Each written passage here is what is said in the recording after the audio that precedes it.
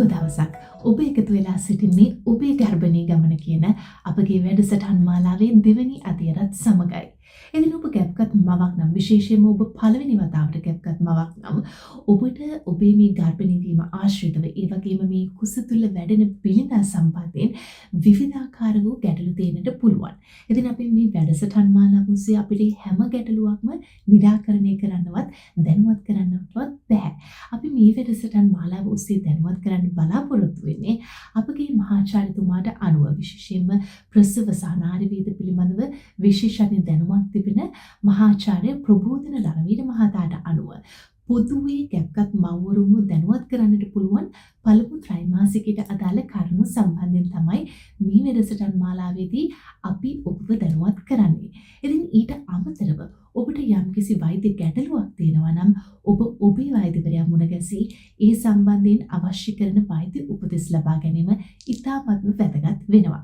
ඉතින් මේ මතක් කිරීමත් සමගම අපි අද දවසේ අපේ මාතෘකාවට යොමු වෙමු. අද දවසේ අපි සාකච්ඡා කරලා දැනුවත් කරන්න බලාපොරොත්තු වෙන මේ ස්කෑන් පරීක්ෂණයක් සම්බන්ධයෙන්. මොකද ගර්භණී වීමත් සමගම විවිධ ස්කෑන් පරීක්ෂණ වලට විවිධ අවස්ථාවන් වලදී යොමු වෙන්නට පුළුවන්. මහාචාර්යතුමනි, අපව දැනුවත් කරන්න මේ දින බලන ස්කෑන් පරීක්ෂණය සම්බන්ධයෙන්. මොකක්ද මේ දින බලන ස්කෑන් පරීක්ෂණය කියලා කියන්නේ? එහි ඇති වැදගත්කම මොකක්ද? ඒක මොන කාලයේද සිදු කළ යුතු වෙන්නේ? එතකොට අපි ලෝකයේ WHO වල නියම අපිට කොහේ හරි රටක අපිට එකම එක ස්කෑන් එකයි නම් ප්‍රෙග්නන්සි කාලේ කරන්න පුළුවන්. ඒ කියන්නේ අපිට අද මෑන් පව එක හරි එක ස්කෑන් මැෂින් එකේ තියෙන්නේ හරි වුණ හරි වෙන WHO කියලා තියෙන්නේ අපි කරන්න ඕනේ දිනේ බලන ස්කෑන් එක පමණයි.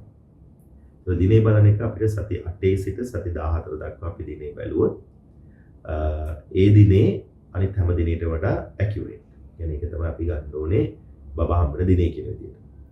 ඒතර අපි මම ඉස්සෙල්ලා වීඩියෝ එක කතා කළා අපි ප්‍රෙග්නන්ට් වුණාම 130යි අර දින හරියට 70ක් දිනවල තියෙනවා. ඒ නිසා අපි ඒකට සමහරවිට අපි සති අපි તો 28න් බබෙක් ගන්නවා නම් ඒ බබා සති හදිසියක් කියලා ගන්නකොට 28 වෙනවා. ඒකට ඒ බබා සති 26 බබෙක් 28 කියලා ගත්තොත් ඒ බබාට ප්‍රශ්නයක් වෙනවා. ඒ වගේම අපි ගොඩක් සමහර රේඩියෝ වල බබා අපි ඒ වගේම ප්‍රෙග්නන්සි පහු කරනකොට දැන් අපි සති 41 වෙනකන් යනවා.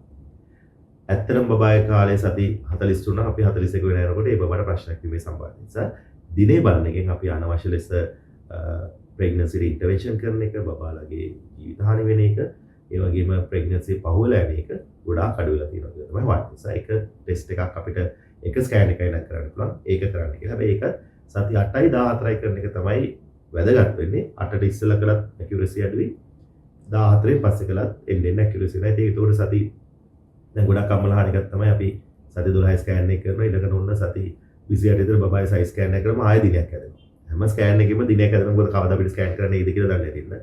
ඔන්න ඒ දිනේ ලඟ වෙලා හරි අඩු වෙලා තියෙනවා. ඒකෙන් කිසිම අදහසක් වෙන්නේ නැහැ. මොකද අපි ඒකේ තියරි එක තමයි අපි සති 8යි 14යි අතර ස්කෑන් එකක් කළොත් කවදා හරි දවසක කිලෝ 5ක් වෙලා ඉපදෙන බබාගේ සයිස් එක ඒ වෙලාවේ එකයි.